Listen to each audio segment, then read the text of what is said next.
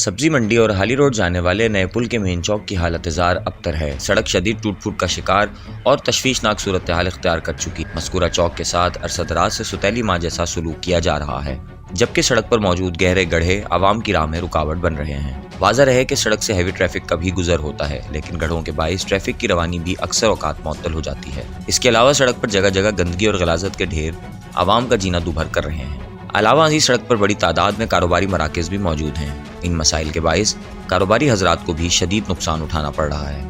इलाका मकीनों का कहना है कि चौक की हालत अरसा-दराज से शदीद ख़राब है, लेकिन इंतज़ामिया खामोश तमाशाई बनी हुई है। उन्होंने इंतज़ामिया से अपील की कि जल्द इस मसले पर नज़रसानी की जाए ताकि आवाम को इन मुश्किलात से निजात मिल सके।